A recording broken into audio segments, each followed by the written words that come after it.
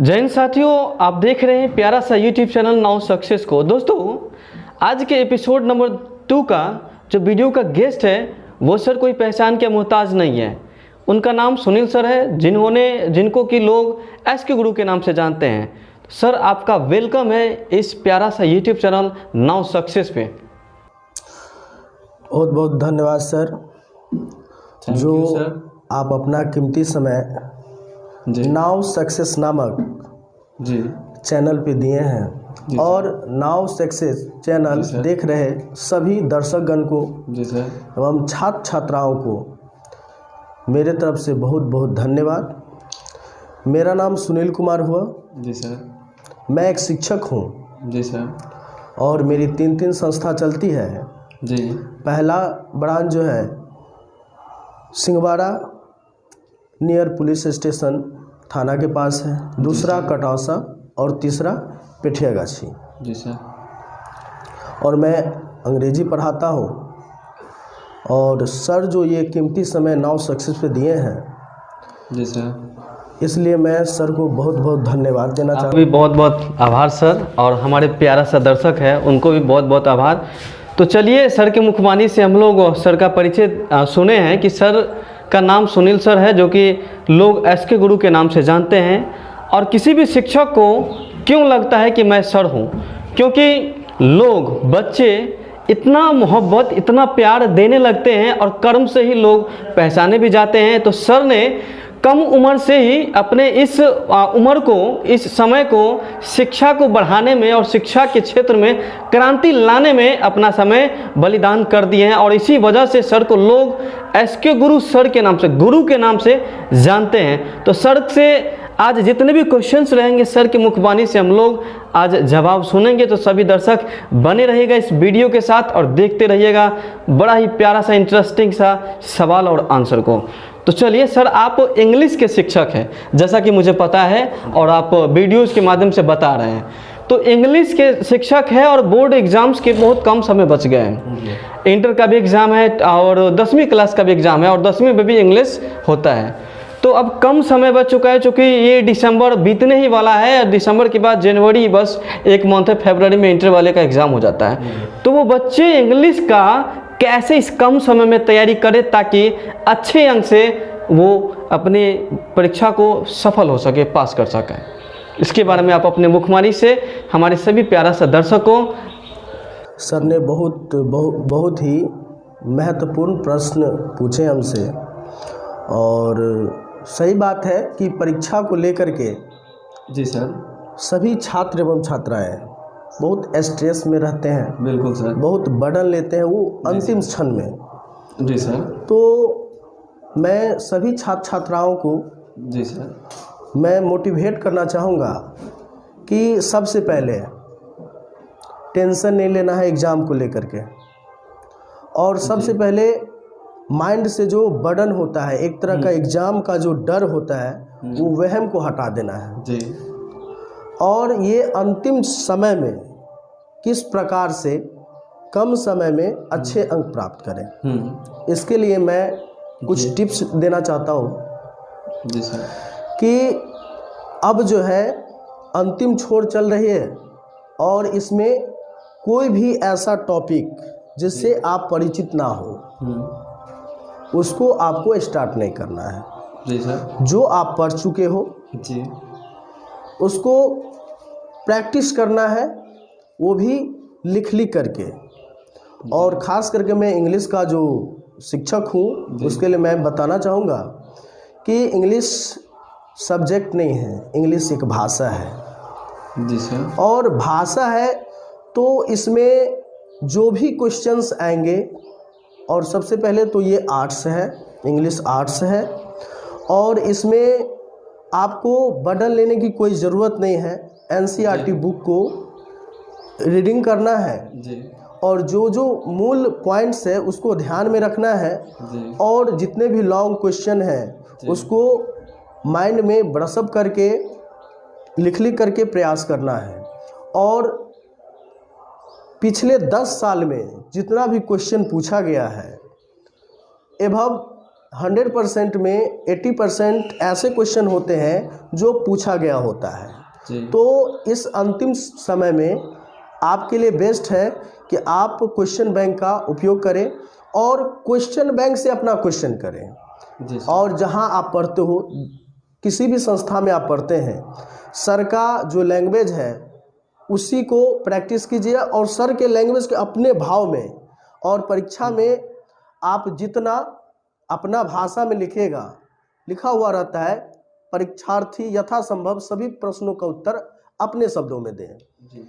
तो प्रत्येक प्रश्न को पढ़ना है और जो भी टॉपिक है उसको एक तरह से, जैसे फिल्म को हम लोग देखते हैं तो फिल्म देखने के बाद हम लोग जाते हैं दोस्त के पास, और तो दोस्त मेरा बोलता है कि क्या था, फिल्म क्या था, तो हम लोग वैसे ओरल बता देते पूरा घटना को। तो ओरली एक, जैसे आपका चैप्टर है, एक चैप्टर का बात करूंगा मैं, a pinch of snuff 12th में है, उसमें एक शॉर्ट स्टोरी है, और जैसे कि pinch of snuff short story है उसको पूरा पढ़ लेना है, उस कहानी को अपने भाव में लिख देना है, वो आपका समरी हो गया, जो कि परीक्षा में 5 नंबर में पूछती भी है।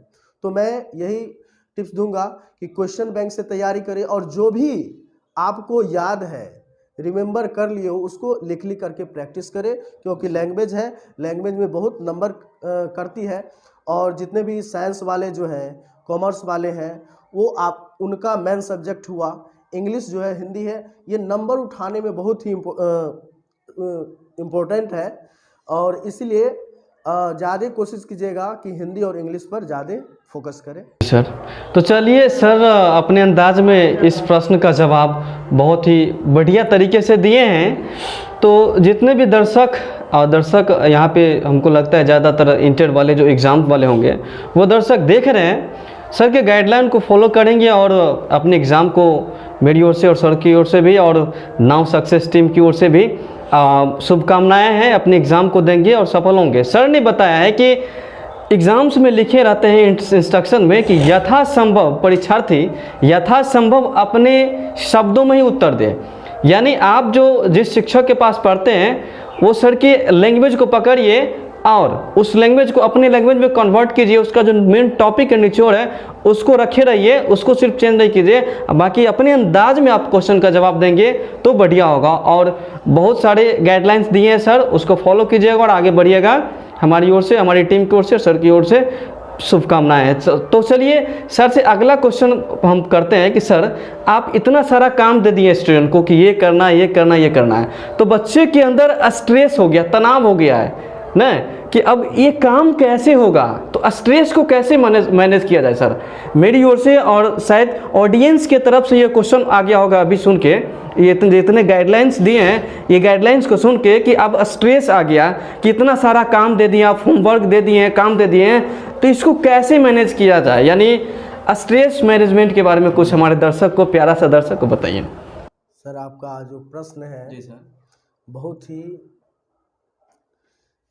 इम्पोर्टेंट, महत्वपूर्ण प्रश्न है। जी सर। और ये कोई बड़ी बात नहीं है। स्ट्रेस अभी के नवयुवक जो छात्र एवं छात्राएं हैं उसमें तो लाजमी है, और इसके लिए कुछ नहीं करना है, माइंड को एकदम शांत, बिल्कुल शांत रखना है, मतलब कोई तरह का जो तनाव होता है वो नहीं लेना है, और एक रूटीन बनाना है।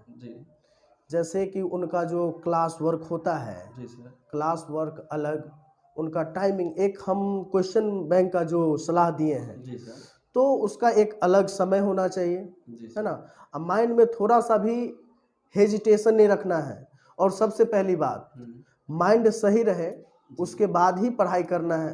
थोड़ा सा भी तनाव महसूस हो तो आराम की ज़रूरत है, ज़्यादा लगातार 3 घंटा 4 घंटा नहीं पढ़ना है। बहुत सारे ऐसे बच्चे हैं कि एक दिन में लगातार 6 घंटा 7 घंटा पढ़ लेते हैं और किसी दिन 1 घंटा भी नहीं पढ़ते हैं, तो ऐसे में नहीं होने वाला है। 2 घंटा ही पढ़िए, रोज़ पढ़िए, इससे क्या होगा कि आपका काम सरल हो जाएगा, और कोई भी काम स्टेप बाय स्टेप। हम लोग खाना खाते हैं ना, तो खाना खाते हैं तो क्या 1 हफ्ता का खाना हम एक बार में दे देंगे तो क्या खा पाएंगे? नहीं खा पाएंगे। तो सर ऐसा ही कुछ क्वेश्चन बोले, तो इसके लिए रूटीन बनाना पड़ेगा। और सबसे बड़ी बात है कि स्ट्रेस ज़्यादा नहीं लेना है, समय पर सोना है और ज़्यादा रात तक नहीं पढ़ना है। 9-10 बजे तक पढ़िए, सुबह में 5 बजे उठ जाइए। सुबह का जो होता है समय बिल्कुल माइंड जो होता है उस समय फ्रेश होता है, उस समय कोई तरह का तनाव नहीं होता है। सुबह का जो आपका पढ़ाई है 5 बजे से लेकर के 7 बजे तक, 8 बजे तक जो भी समय है उसमें आप अच्छा से पढ़ाई कर सकते हो, वो डायरेक्ट माइंड में जाता है। हम लोग अच्छा से रीड नहीं कर पाते हैं शाम को, इवनिंग को। और मैं तो यही सलाह देना चाहूँगा कि आप सुबह में जितना अधिक हो सुबह में पढ़ाई करें। चलिए जो हमारा अगला क्वेश्चन था वो क्वेश्चन का भी जवाब सर अपने अंदाज में दिए हैं और बड़ा ही अच्छा गाइडलाइन दिए हैं कि आप इवनिंग तक, शाम तक जो है ना आपके पास इतना प्रेशर हो जाता है कि आप पढ़ नहीं पाते हैं। तो बड़ा ही स्टैंडर्ड, मैं बताना चाहूँगा बड़ा ही स्टैंडर्ड टाइम है सोने का कि आप 10 बजे तक सो जा। तो चलिए सर ने अगला क्वेश्चन का जवाब बहुत ही अच्छे तरीके से दिए हैं और मुझे आशा ही नहीं बल्कि पूरी विश्वास है कि ये प्यारा सा दर्शक आप जो भी देख रहे हैं उनको फ़ायदा मिलेगा और इस वीडियो को दूसरे लोगों के पास, दूसरे स्टूडेंट के साथ साझा करेंगे ताकि उन्हें भी फ़ायदा मिल सके और एग्ज़ाम में, बोर्ड एग्ज़ाम में बड़ा ही अच्छे अंक से प्राप्त कर सकेंगे और सफल हो सकेंगे। तो सर अगला क्वेश्चन, जैसे कि मुझे लगता है कि बच्चे लोग मोबाइल का ज़्यादा यूज करते रहते हैं और ज़्यादातर अभी जो चलते रहता है मारो मारो वाला चक्कर जो चलता है, फ्री फायर और पबजी वाला बात है। हाँ, तो इस सब से कैसे बचे स्टूडेंट? इस सब से हमको लगता है कि बहुत ज़्यादा बच्चे परेशान रहते हैं और 100% यदि माइंड है तो उसमें से 75% जो है माइंड ना बच्चा के मोबाइल में रहता है। तो एकरा से कैसे बचेगा स्टूडेंट सब? देखिए सर, ऐसा है कि आप एक इससे स्ट्रेस का जो क्वेश्चन आप किए हैं, जी सर, स्ट्रेस जो स्टूडेंट में अभी आ रही है, जी सर, वो सबसे पहला जो वजह है मोबाइल का है ना। हाँ, इसमें तरह तरह का ऐप आ गया है। जी सर, तरह तरह का फ्री फायर है। जी सर, पबजी है, पबजी तो बैन भी हो गया था सर। वो कहावत भी है कि अभी खेलवा पबजी तब बाद में बेचवा सब्जी नहीं, तो इस सब के बारे में थोड़ा गाइडलाइन। तो अभी स्ट्रेस का जो इसके बारे में हम बोल रहे थे, जी सर, स्ट्रेस आता है सबसे सर्वप्रथम ये मोबाइल से, जी सर, है ना। जी, तो मोबाइल अभी परीक्षा नज़दीक है, जी सर, तो बहुत सारे बच्चा, हमको लगता है कि 99% बच्चे के पास एंड्रॉयड सेट होंगे, जी, है ना। जी, तो बच्चे बुक से कम और मोबाइल से ज़्यादा चिपके हुए रहते हैं। जी, तो मैं उन छात्र छात्राओं को जी, ये एडवाइस दूंगा जी, कि फ़िलहाल आप लोग थोड़ा मोबाइल से दूर रहें, जी, और मोबाइल से अगर चिपके रहें तो मोबाइल का यूज करें, उसका मिसयूज ना करें। जी, और क्योंकि ये जो एक पर्व होता है, जी सर, 10th और 12th का जो एग्ज़ाम होता है सर, एक पर्व होता है। जी, और ये पर्व आपके जीवन में एक ही बार आता है, बार बार नहीं आता है। बिल्कुल। तो एक बार होता है ना कि एक बार टैग लग जाने के बाद, जी सर, अगर आप मैट्रिक में सेकेंड डिवीज़न किए तो आपका सेकेंड ही आएगा। जी, 299 है, सेकेंड ही कहलाइएगा, बिल्कुल। दोबारा नहीं है। दोबारा कौन चाहता है, मैट्रिक हो या इंटर हो, कौन स्टूडेंट चाहता है कि मैट्रिक और इंटर का एग्ज़ाम हम दोबारा दें? वही देता है जो या तो फेल हो जाता है और या तो जिसका तैयारी अच्छा नहीं होता है। जी सर। तो हम यही सजेस्ट करेंगे कि बच्चों मोबाइल से दूर रहिए और अच्छा अंक उठाना है तो खूब पढ़िए, लिख लिख करके प्रैक्टिस कीजिए। चलिए, मैं भी इसमें कहना चाहूँगा कि जितने भी दर्शक और ख़ासतौर पे 10th और 12th के स्टूडेंट हैं और गार्जियन से भी मैं सलाह दूंगा कि अभी बच्चों को मोबाइल से दूर रखें, क्योंकि मोबाइल एडिक्शन जो है ना बड़ा ही ख़राब चीज़ होता है। मोबाइल से बच्चे सही यूटिलाइज़ करेंगे तो अच्छा काम करेंगे, लेकिन गलत उपयोग करेंगे तो वो फिर भटक जाएगा। लेकिन अभी सही भी यूटिलाइज़ करता है तो उसको मोबाइल से दूर रखिए। और जितने भी छात्र हैं, स्टूडेंट्स हैं, उनको भी मैं कहना चाहूँगा कि मोबाइल से दूर ही रहिए, क्योंकि मोबाइल में 75% आपका जो माइंड है ना एब्जॉर्ब हो जाता है। मोबाइल से दूर रहिएगा और जितने भी नोट्स वगैरह आप दिए हैं, शिक्षकगण जो भी गाइडलाइंस देते हैं, सर जितने भी गाइडलाइंस दिए हैं उस चीज़ को फॉलो कीजिए, आप बिल्कुल आगे बढ़िएगा। तो सर हम अगला प्रश्न आपसे पूछना चाहेंगे, और ये प्रश्न मेरा ही नहीं है बल्कि हमारे जितने भी प्यारा सा ऑडियंस है, दर्शक है, उन सभी लोगों का है कि आपके जीवन में आए कुछ कठिनाई के बारे में जानना चाहते हैं, ताकि बच्चे, स्टूडेंट, छात्र एवं छात्राएं अपने जीवन में सफलता की ओर जब बढ़े ना, तो उनको जो लगे कि हम ऐसा गलती नहीं करेंगे, क्योंकि ऐसा गलती सर किए थे और इस वजह से सर को टाइम लग गया था। आपके सफ़र के बारे में हमारा प्यारा सा दर्शक, ये नाउ सक्सेस मंच के जितने भी दर्शक हैं, जानना चाहेंगे सर। बिल्कुल सर, मेरा बचपन का जो सफ़र रहा जी सर, बहुत ही अच्छा। जी सर, मतलब पेरेंट्स के जी छत्र छाया में बहुत ही अच्छे तरीक़ा से, चाहे खान पान हो, पढ़ाई लिखाई हो, बहुत ही अच्छा रहा। जी सर। लेकिन जब हम स्टैंडर्ड में आ गए, स्टैंडर्ड में 9th में जब आ गए हम जी, तो उस समय 9th में हम थे, 9th क्लास में थे। उसके बाद मेरे पिताजी का ब्रेन हेमरेज हो गया। जी सर। तो क्या होता है कि किसी तरह 9th का पढ़ाई हम नहीं किए जी, और जब 10th में आए तो 10th में पढ़ाई किए। तो आप लोग भी जानते हैं, सभी जानते हैं कि किसी के पिताजी होता है, एक जड़ होता है। तो मेरे जीवन में, मेरे घर में आर्थिक कमजोरी जो है आ गई। जी सर। उसके बाद किसी तरह मैंने अपना 10th पूरा किया। उसके बाद मेरे भाई जी जो हैं थोड़ा बहुत मदद करके इंटर में पढ़ने के लिए मुझे दरभंगा भेज दिए। और सबका ड्रीम होता है, आपका भी ड्रीम होगा, सभी का ड्रीम होता है, मेरा भी ड्रीम था कि मैं एक डॉक्टर बनूं। और मैं तैयारी करने के लिए गया भी, आप लोग जानते होइएगा, गोल इंस्टीट्यूट पटना, उसमें मैं कुछ दिनों तक पढ़ाई भी किया।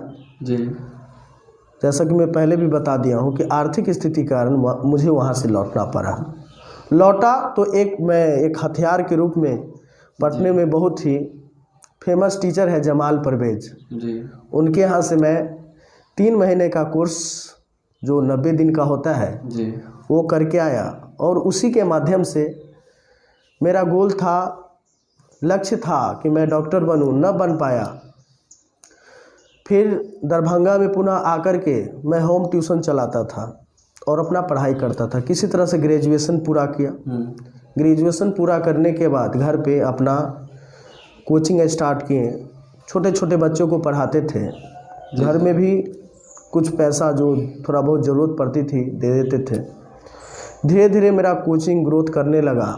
जी सर। तो मैं अपना पैशन बना लिया टीचिंग को, और मैं इंटरमीडिएट का इंग्लिश आरंभ कर दिया। जी, और वहाँ से मैं एक ब्रांच से दूसरा ब्रांच, दूसरा ब्रांच से तीसरा ब्रांच, मैं अभी 3 ब्रांच चलाता हूँ एक ही नाम से, इंग्लिश वर्ल्ड, जैसा कि मैं पहले बता चुका हूँ। जी सर। और शुरुआत का सफ़र बहुत अच्छा रहा और बीच में बहुत सारा कठिनाई भी आया, लेकिन अब उतना तनाव नहीं है मेरे जीवन में। जी सर। ये सर मेरा सफ़र है ज़िंदगी का। मेरी ओर से और हमारे जितने भी नाउ सक्सेस की टीम है और प्यारा सा दर्शक है, इन सभी लोगों की ओर से बहुत बहुत बधाई सर आपको कि एक ब्रांच से आप 3 ब्रांच बनाए हैं। और ब्रांच ही नहीं बल्कि आप शिक्षा को उजागर कर रहे हैं। आप अपने समाज को शिक्षित बनाने में अपने इस जीवन को बलिदान में लगा दिए हैं और कोशिश कर रहे हैं। आपका बहुत बहुत आभार सर, और आप नाउ सक्सेस मंच पे आए इसके लिए बहुत बहुत धन्यवाद। और हमारे जितने भी दर्शक हैं उन सभी लोगों को बहुत बहुत आभार। आप जाते जाते इस लास्ट में मेरे प्यारे सा दर्शक को, ऑडियंस को क्या मैसेज देना चाहेंगे? मैं सभी दर्शकों को जी सर, यही कहना चाहूँगा कि ये जो नाउ सक्सेस है चैनल, बहुत ही छोटा सा नाम, बहुत ही प्यारा सा नाम, जी सर, नाउ सक्सेस। और इस पे एजुकेशन से रिलेटेड जी, जो भी मोटिवेशनल हो, जी, आप इस पे एक बार देख सकते हैं, लेकिन बार बार देखने के लिए आपको क्या करना पड़ेगा? सब्सक्राइब करना पड़ेगा। और बगल में जो होगा घंटा होगा, भोला बाबा का जो मंदिर होता है ना, उसमें घंटा है, समझिएगा भोला बाबा का घंटी बजा रहे हैं, उस तरह से दबा दीजिए, ताकि जो भी नोटिफिकेशन है सर के चैनल के माध्यम से जो भी वीडियो है वो आपको पुनः बार बार सबसे पहले आपको मिले। और सब्सक्राइब, लाइक और शेयर ज़रूर कीजिएगा। धन्यवाद। जी सर। तो चलिए, सर ने जैसा बोला कि ये मेरा चैनल नहीं है, हमारे जितने भी ऑडियंस है उन सभी के प्यार और मोहब्बत का ये चैनल है, हमारे टीम का चैनल है, जितने भी ऑडियंस है उनका चैनल है। तो आप लोग यदि चाहते हैं कि इस YouTube के कोई और अगला वीडियो आए और उसका नोटिफिकेशन चाहते हैं प्राप्त करें, तो उसको सब्सक्राइब कीजिएगा। और आप चाहते हैं कि हमको तो फ़ायदा मिल गया, दूसरे को भी, मेरे साथी को भी फ़ायदा मिले, तो आप कोशिश कीजिए साझा करने का, ताकि उन्हें भी फ़ायदा मिल सके। तो सर, आपका बहुत बहुत आभार, धन्यवाद। हमारे सभी दर्शकों को बहुत बहुत आभार, धन्यवाद।